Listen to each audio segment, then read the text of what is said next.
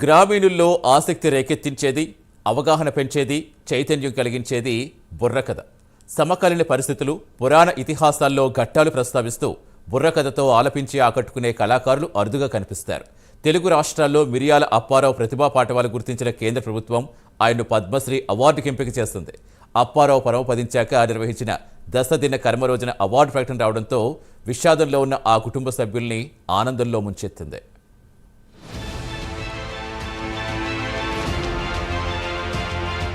Doctor BR Ambedkar Konaseema జిల్లా రావులపాలెం గ్రామానికి చెందిన మిరియాల అప్పలరావు బుర్రకథలో ప్రావీణ్యులు.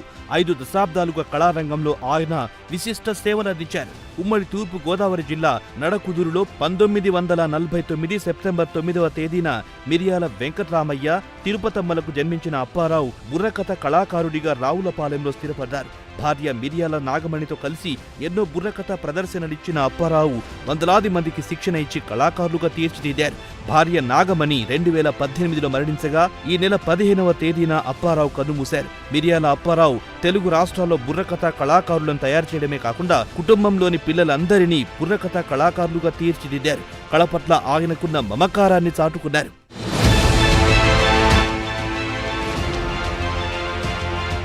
కళారంగంలో బుర్రకథ కళాకారుడు మిరియాల అప్పారావుకు కేంద్ర ప్రభుత్వం పద్మశ్రీ అవార్డుకు ఎంపిక చేసింది.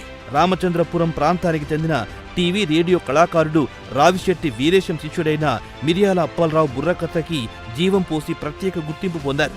1974లో రేడియో, 1993లో దూరదర్శన్లో ప్రదర్శనలిచ్చి రాష్ట్ర స్థాయి గుర్తింపు పొందారు. బుర్రకథకి జీవం పోసిన అప్పారావు 1975లో పెద్దాపురంలో జరిగిన బుర్రకథ పోటీల్లో 50 తులాల వెండి కప్పు గెలుచుకొని అందరి దృష్టిని ఆకర్షించారు. పురాణ ఇతిహాసాల్లోనూ శ్రీనివాస కళ్యాణం, సీతా కళ్యాణం, పార్వతీ కళ్యాణం, బాబా చరిత్ర ఘట్టాలను బుర్రకథ ద్వారా ఆలపించి అందరినీ ఆకట్టుకున్నారు.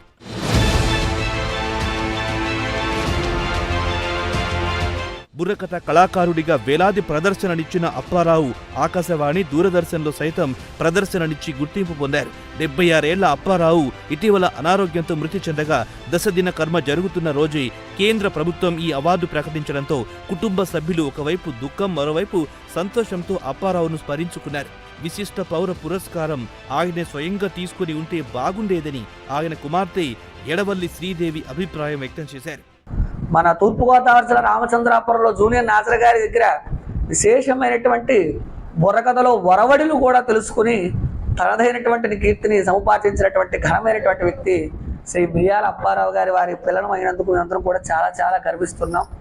అంతేకాకుండా మా నాన్నగారు విశేషంగా మా అమ్మగారు శ్రీ మిరియాల నాగమణి గారండి.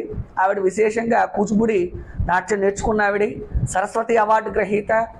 నాన్నగారు గత 45 సంవత్సరాల నుంచి ఆల్ ఇండియా రేడియో విశాఖపట్నంలో, 35 సంవత్సరాల నుంచి దూరదర్శన్ రామంతపూర్ హైదరాబాద్లో ఎన్నో కార్యక్రమాలు చేయడమే కాకుండా షికాగోలో, సింగపూర్లో, అదేవిధంగా కువైట్లో కూడా నాన్నగారు బుర్రకథా కార్యక్రమాలు చేయడం, ఆంధ్ర ఎడ్యుకేషన్ యూనివర్సిటీ న్యూఢిల్లీలో కూడా నాన్నగారు ఎన్నో కార్యక్రమాలు చేయడం అనేది జరిగింది.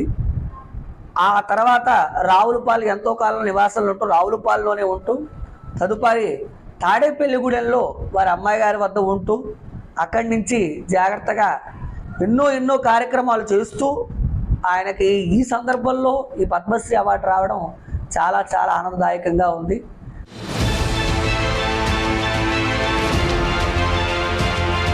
మిరియాల అప్పారావును పద్మశ్రీ అవార్డుకు ఎంపిక చేసిన విషయం తెలుసుకున్న కొత్తపేట ఎమ్మెల్యే బండారు సత్యానందరావు రావులపాలెం వెళ్లి అప్పారావు చిత్రపటానికి పూలమాలలు వేసి నివాళులర్పించారు. కుటుంబ సభ్యులకు అభినందనలు తెలిపారు. ఆయన సేవలను కొనియాడారు. అతి తక్కువ కాలంలోనే వారు ఆయన గతించి నిన్న పెద్ద కార్యక్రమం జరిగితే ఆ రాత్రే పద్మశ్రీ వచ్చిందంటే మరి ఒక భగవంతుడు లేలనుకోవాలి. ఎందుకంటే ఆయనే ఉండుంటే ఇంకా ఎంతో గర్వంగా ఎంతో మనం సంతోషపడేవారు. ఈనాడు ఆయన మనకి మధ్య భౌతికంగా లేకపోయినా చరిత్ర మరవదు, చిరస్మరణీయుడు మిరియాల అప్పారావు గారు.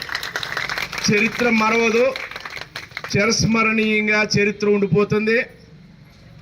ఈ బుర్రకథ కళారంగంలో తెలుగువాడిలో ఒక ఆనిముత్యంగా మణిముకుటంగా చరిత్రలో మిగిలిపోతారు స్వర్గీయ మిరియాల అప్పారావు గారు అనేది